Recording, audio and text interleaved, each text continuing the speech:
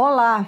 Favela é o nome dado aos conjuntos habitacionais populares e de elevada densidade demográfica que fazem parte das cidades.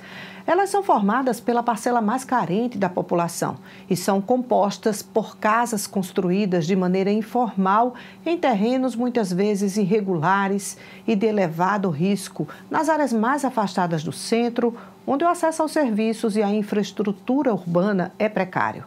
O processo de favelização é fruto das desigualdades socioespaciais nas cidades e decorre principalmente da urbanização desordenada, característica de países menos desenvolvidos.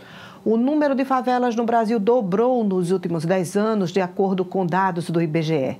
Aqui na Paraíba, João Pessoa é a cidade com a menor taxa de ocupação por domicílio em áreas de favelas, entre as capitais da região Nordeste. A cidade, no entanto, tem a maior favela da Paraíba, mas perde para o município de Ibaê na quantidade de casas instaladas nesses espaços. É importante saber que nem toda periferia é favela, nem toda comunidade é favela. E a favela precisa ser chamada pelo nome? Favela se aponta como um termo discriminatório e incorreto? É sobre esse assunto que vamos refletir hoje aqui no Câmara Aberta. Saber um pouco mais sobre a visibilidade e as potencialidades desses locais, ressaltar o contexto histórico no qual a expressão surgiu. Para isso, estamos aqui em estúdio com a professora e pesquisadora Tiana Borba. Ela é doutoranda em Sociologia, mestre em Serviço Social pela UFPB, Universidade Federal da Paraíba, e também professora e pesquisadora. Não saia daí, porque o nosso programa está só começando.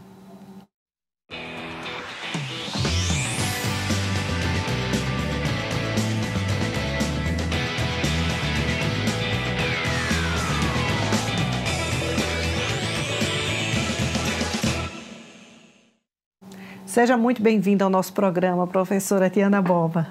Eu que agradeço, é um prazer estar com vocês aqui. Então, podemos começar falando sobre a palavra favela, que hoje a gente sempre já vem falando há muito tempo, substituindo isso por comunidade, mas sempre fica aquele medo que as pessoas no geral têm de usar essa palavra e ela ser compreendida de forma discriminatória.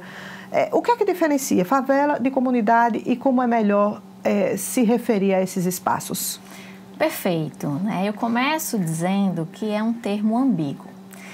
Eu vou, para tentar explicar um pouco esse processo, de forma breve, explicar um pouco a etimologia da palavra, né? O significado da palavra e um pouco do seu contexto histórico. Uma vez que todos os fenômenos, inclusive as nomenclaturas, elas são uma construção histórica. O conceito de favela, etimologicamente, ele é oriundo de uma planta, de uma árvore que dá favos, por isso o nome favela. Isso ocorre no Brasil por volta de 1896 e 1897, no contexto da Guerra de Canudos, onde os soldados eles vão se instalar em ocupações irregulares, uma vez que o Estado não cumpriu a sua parte no acordo em viabilizar moradias dignas. Eles vão especificamente, né, para um contexto de uma favela específica, porque naquela região, naquele morro, o Morro das Favelas, né, era abundante esta planta. Só que esta instalação nesse lugar fez com que o nome, a etimologia, fosse um marcador social. Uhum. Associado a isso, as pessoas escravizadas que foram libertadas no período da abolição, exatamente, elas foram libertadas sem qualquer apoio e suporte do Estado. Logo, elas saíram sem moradia, sem alimentação, sem trabalho, sem condições dignas e viram nessas ocupações irregulares um espaço para a sua sobrevivência. Então, historicamente, o contexto de favelização está ligado a um contexto de abandono do Estado, de não cumprimento dos acordos feitos e de ocupações irregulares por grupos historicamente oprimidos, sendo eles situados no contexto de Canudos e dos negros escravizados que foram relegados à própria sorte. Então, é daí que vem a origem da palavra favela. Mas você diria que hoje, por conta desse povo, desde o começo ter sido à margem, ter sido discriminado, hoje em dia, se chamar de favela esses locais, quando muito se difundiu o conceito de comunidade, como que a gente pode se referir melhor? Qual dessas duas denominações caberia melhor para a gente se referir a esses locais? Perfeito. Eu repito que é um termo ambíguo, né? O conceito de favela, historicamente, foi muito estigmatizado. Foi associado a situações depreciativas. Por essa razão, tanto moradores desses espaços como estudiosos pensaram em uma alternativa para tentar diminuir o processo de depreciação dos moradores deste território e passaram a utilizar o termo comunidade. São sinônimos, na verdade. Mas qual a diferença? Por muito tempo, o conceito de favela foi estigmatizado. E o conceito de comunidade foi criado numa tentativa de diminuir essa estigmatização. No entanto, a gente vem vendo hoje um movimento de moradores das comunidades, das favelas, que vem ressignificando a palavra. Então, algumas pessoas de alguns movimentos vão dizer, não, eu quero que o nome dado seja favela, porque a gente vai ressignificar. Favela é sinônimo, isso é história, luta. É luta, isso tem um significado que a gente precisa passar para a sociedade e é daí onde vem essa... Isso. Então, para muitos segmentos politicamente organizados, que usam a palavra como um componente político, e aqui quando eu falo não é político partidário, é uma dimensão política ampla, eles usam como resistência, dizer, somos da favela. No entanto, essas pessoas têm lugar de fala, né? Essas pessoas estão usando dentro de um contexto político. Por vezes, no senso comum, no dia a dia, quando as pessoas utilizam o termo favela, não é com esta intencionalidade, não é numa atitude e intencionalidade respeitosa, é depreciativa.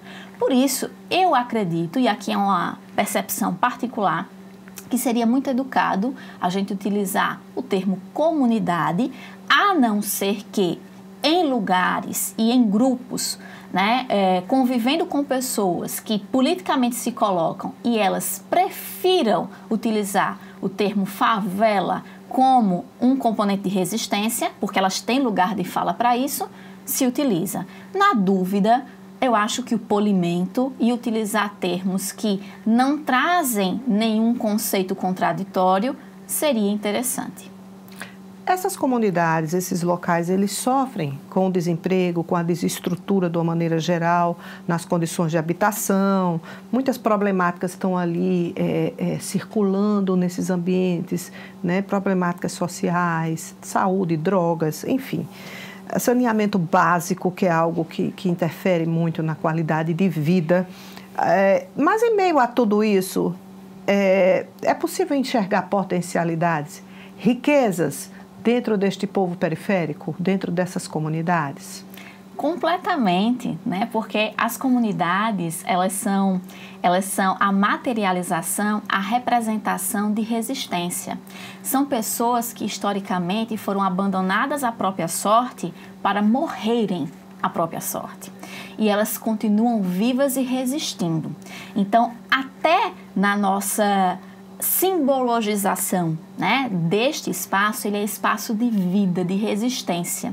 É um espaço onde o Estado quis ceifar a vida dessas pessoas, mas elas continuam resistindo, vivendo.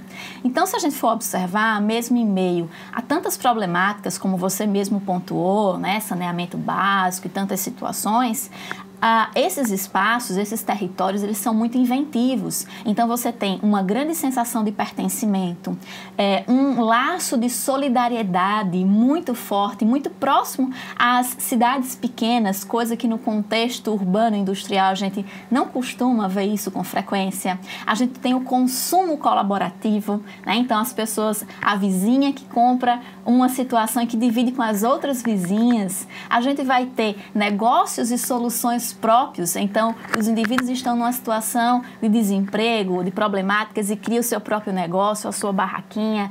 É espaço de imaginação, de potência, de resistência. Inclusive, é um espaço muito propício para o turismo, né? O contexto das favelas no Rio de Janeiro é um exemplo disso. É verdade. Esse contexto do turismo hoje é muito interessante, né? Como se fazem grupos para se visitar e conhecer também a parte cultural que resiste ali de antecessores, de antepassados, né, das pessoas, né, que remete a todo esse contexto histórico que você falou aqui, Tiana. Exatamente. Então, é enxergar esse espaço como um espaço plural, diverso. Existem as problemáticas, sim, nós não estamos aqui para romantizar, mas também para olhar os aspectos que são positivos. As favelas, as comunidades, como queiram, e aqui, como vocês viram, o termo é ambíguo, vocês vão utilizar o que acharem mais prudente.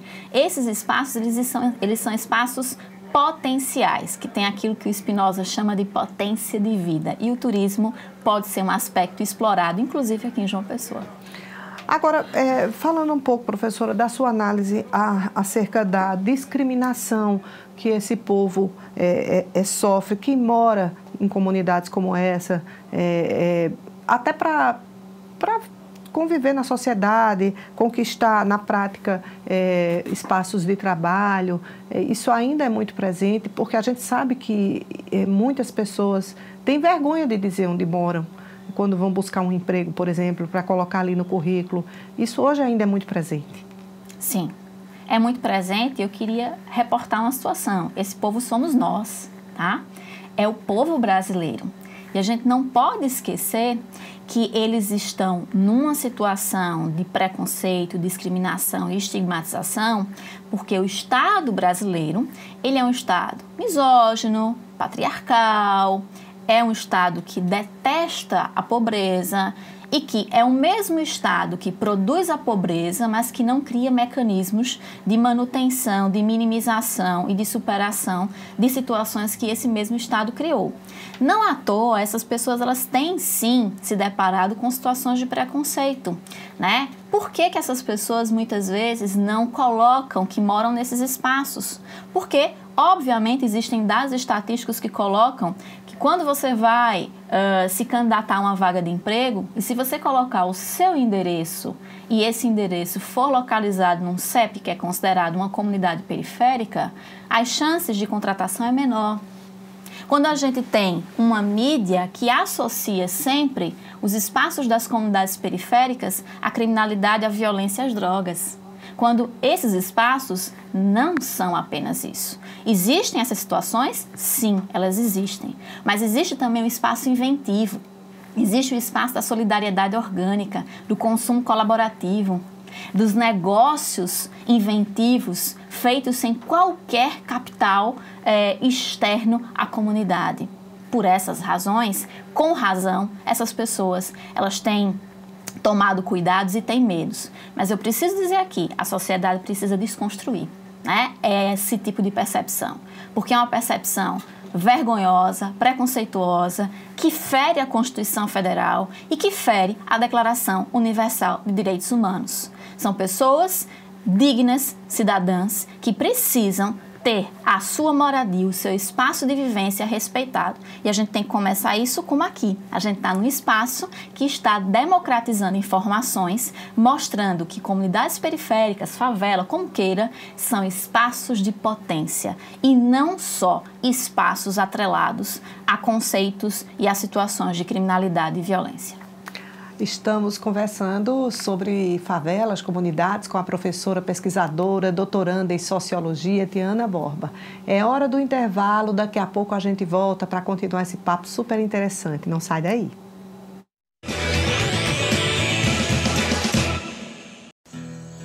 Você está em busca de uma vaga no mercado de trabalho? Então chegou sua vez de mudar de vida. Na nossa empresa, você fará viagens com todo conforto. Sem falar, claro, na segurança no trabalho, que é fundamental. Pode ficar tranquilo que nós cuidamos da papelada. E o melhor, você vai receber o justo por cada minuto trabalhado. Vamos acabar com o trabalho escravo no Brasil. Disque 100. Você quer contribuir para melhorar nossa João Pessoa? A sua ideia pode fazer parte de uma lei da cidade. Conheça o E-Democracia, o portal de participação popular da Câmara Municipal, em que cada cidadão pode contribuir perguntando, opinando e dando sugestões para novos projetos de leis. Acesse edemocracia.joaopessoa.pb.leg.br. E-Democracia, sua participação melhora a nossa cidade. Câmara Municipal de João Pessoa, a Casa do Povo. Bom dia, boa tarde, boa noite para você que está me assistindo. Hoje vamos falar sobre um fenômeno que vem se alastrando em proporções avassaladoras. Tudo começa com um simples transmissor. Uma pessoa que passa para o seu grupo familiar, que espalha para sua comunidade e rapidinho temos um grande número de pessoas contaminadas. Parece até o espalhamento de um vírus. E na verdade, esse fenômeno é uma espécie de vírus. Eu estou falando das fake news em um processo eleitoral. Essa divulgação de boatos e notícias falsas é letal para a democracia. Acaba com a reputação de pessoas idôneas, esconde a verdade sobre candidatos mal intencionados e no final todo mundo leva tempo para se curar dos efeitos. Então vamos combinar o seguinte? Tudo o que você receber, verifique, confira a fonte, consulte as agências de checagem. Quem espalha fake news prejudica outras pessoas, a si mesmo e pode estar cometendo um crime. Se for fake news, não transmita. Justiça eleitoral, a justiça da democracia. O Câmara Aberta está de volta com a nossa entrevista com a professora Tiana Borba sobre as comunidades. Antes da gente retomar o nosso bate-papo, a gente vai exibir uma matéria bem interessante que mostra uma ação social.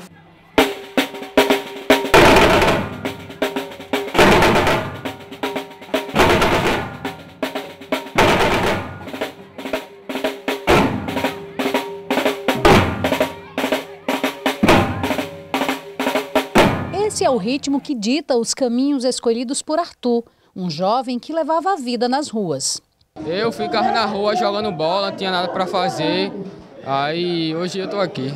Depois que ingressou no projeto Somar, que atua em diversas comunidades, Arthur encontrou um caminho. Mudou muitas coisas, eu ficava no meio da rua, hoje em dia eu estou na Betel, ensaiando, tocando. Hoje em dia eu estou aqui se apresentando. O projeto Somar surgiu desde 2015, estava engavetado. De fato, eu sou um ativista da sociedade civil. Então eu venho com vários projetos sociais dentro de outras entidades e hoje eu coloquei o meu em prática, o meu projeto. Muitas das vezes eu trabalhei em outras entidades da sociedade civil e hoje eu estou com o meu, atuando dentro da comunidade Santa Clara, comunidade São Rafael, comunidade do bairro São José e junto com a música, junto com o esporte e principalmente com a segurança alimentar, que é isso que a gente tem um apreço muito grande, porque a gente vê a fome dentro do Brasil e a gente tem que ter esse olhar e principalmente ter a prática do dia a dia. E de que maneira você enxerga a presença de ONGs, de projetos, de movimentos como esse, o Somar, dentro das comunidades? O que é que ele traz de benefício? O terceiro setor traz a transformação, muitas das vezes pela necessidade do não poder público estar presente naquele espaço. Então a gente, enquanto sociedade civil, tem a responsabilidade de estar trazendo aquilo que o poder público não traz, a gente traz como a arte, como a cultura, como o esporte, como o lazer, para dentro da comunidade e para dentro dos espaços que o poder público ainda não chegou. A ONG realiza, além das aulas de percussão, diversas ações como essa que acompanhamos para as crianças da comunidade.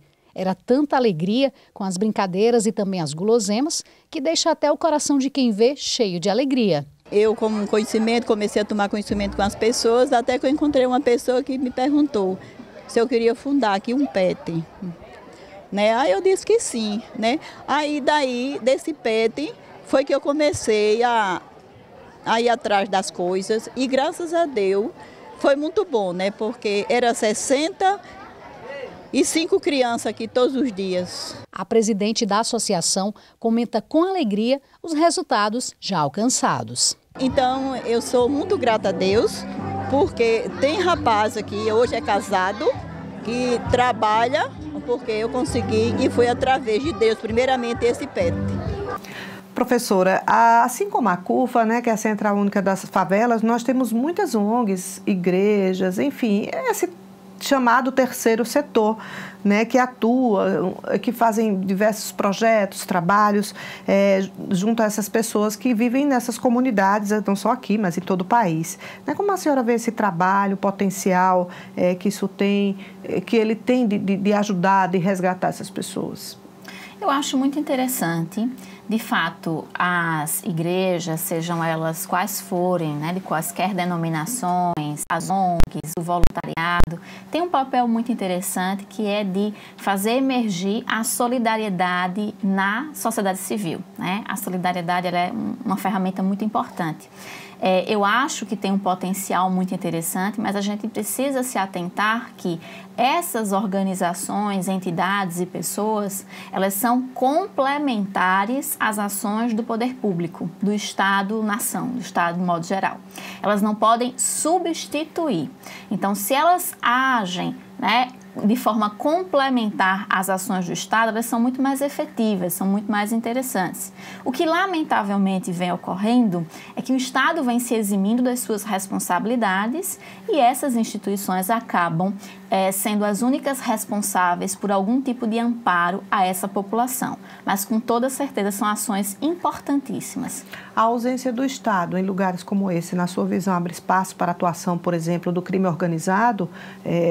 Assim, isso influencia muitas pessoas periféricas que moram nessas comunidades a estarem, até se desviarem para o caminho do crime organizado, porque muitas vezes eles defendem a ação dessas pessoas, ou por medo ou porque elas suprem algo que falta ali, que não chega até elas.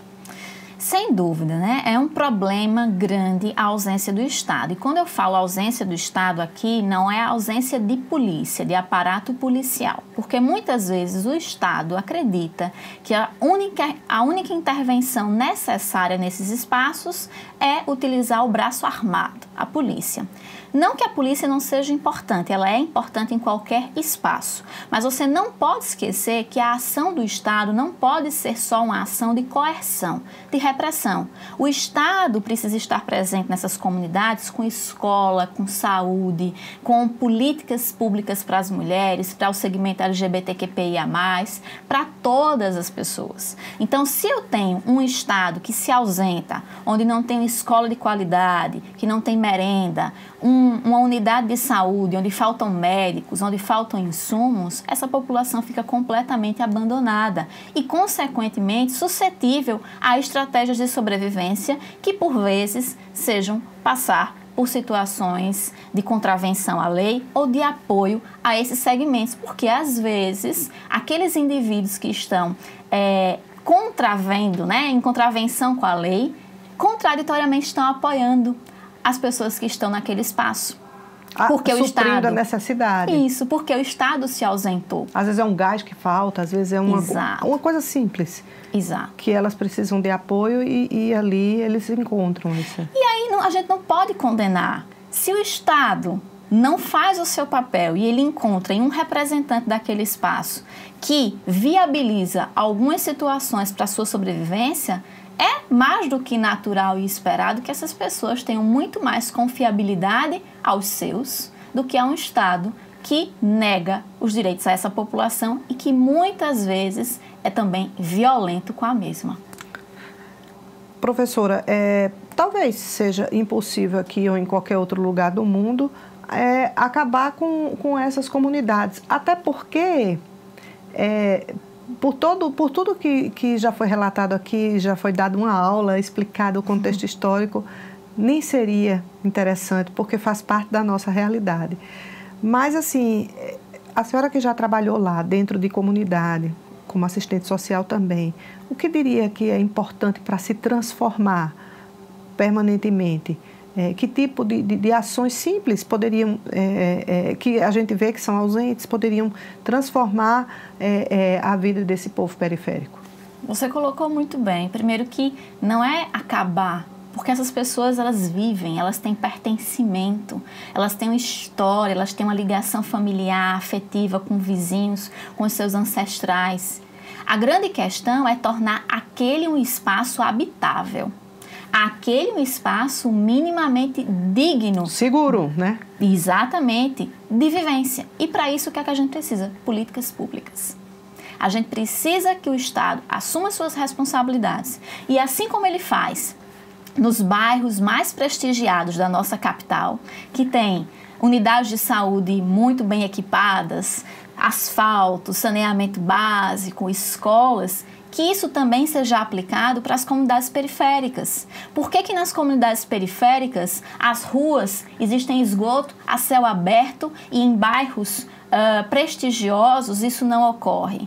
Por que não existem creches suficientes? Por que os postos de saúde faltam médicos ou tem poucos médicos e faltam insumos? O que essas pessoas precisam é de políticas públicas para que essas políticas atendam às necessidades básicas, porque uma vez que as necessidades básicas sejam atendidas, isso gera oportunidades e oportunidades gera escolha. Logo, essas pessoas não serão reféns da criminalidade e do tráfico.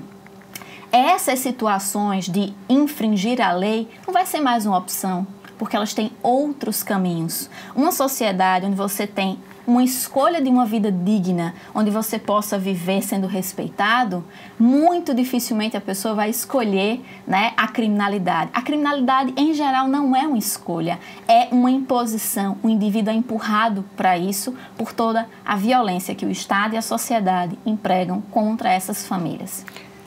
A questão da sensação de pertencimento, de compreensão de todo esse contexto histórico, de quem mora lá, na sua análise, é algo que ainda precisa ser trabalhado nessas pessoas? Porque a gente falou já que muita gente tem vergonha por questões clássicas, né, da discriminação que sofrem.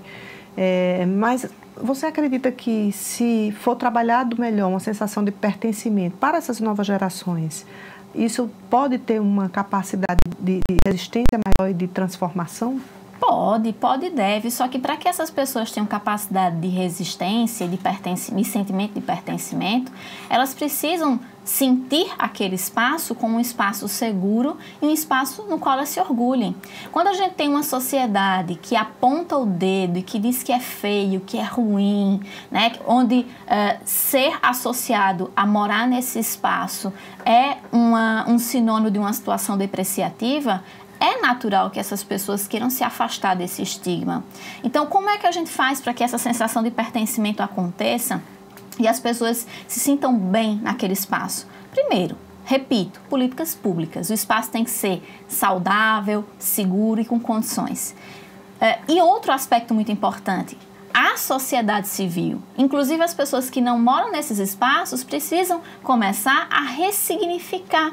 Porque se você é chamada o tempo todo, né, de maneira negativa por morar em um determinado espaço, é mais do que natural que você não queira ser identificado a ele. A gente só tem sensação de pertencimento quando a gente tem reconhecimento social, porque, querendo ou não, a gente é lido através dos olhos dos outros. Eu falo que eu moro num bairro X com tranquilidade porque eu não tenho nenhum problema quando eu falo isso. Os olhos do outro traduz aceitação. Enquanto a sociedade fizer a leitura negativa das pessoas que moram nesse espaço, consequentemente, elas sozinhas não vão conseguir ter essa sensação de pertencimento, porque a sensação de pertencimento é um sentimento coletivo, não é só responsabilidade delas, é de toda a sociedade. Olha aí, deu uma aula para a gente compreender um pouco melhor sobre uma realidade que muitas vezes é como se a gente escondesse debaixo do tapete. Mas ela existe, ela está em todas as cidades, sejam elas cidades maiores, como uma capital, ou menores, né? No começo do programa eu falei que os dados mostram que João Pessoa tem um índice baixo, mas nós temos muitas pessoas que vivem em comunidades. Precisamos fazer com que elas se sintam mais próximas de todas as coisas que importam para que elas se sintam bem e seguras. Cada um tem um papel, né? Cada um faz a sua parte. Professora Tiana Borba, muito obrigada pela sua presença aqui. Deixa o espaço aberto se quiser fazer ainda alguma consideração e agradecer as suas informações aqui no nosso Câmara Aberta. Eu que agradeço, né, a todos vocês pelo convite. Foi um prazer estar com vocês aqui. Quero reiterar, de fato, o privilégio que é estar aqui, me colocar à disposição. E, só para finalizar, a gente precisa entender que as comunidades periféricas e as pessoas que moram nesses espaços, elas são nós, não é eles e eu. Somos nós. Enquanto a gente não tiver esse sentimento de coletividade e de pertencimento, a gente não vai romper os estigmas. E eu espero mesmo que nós consigamos romper para construir uma sociedade bem mais civilizada e harmônica. Muito obrigada. Obrigada. O Câmara Aberta dessa semana fica por aqui. Semana que vem a gente volta com outra temática, com mais informação para você. Fique ligado e até lá!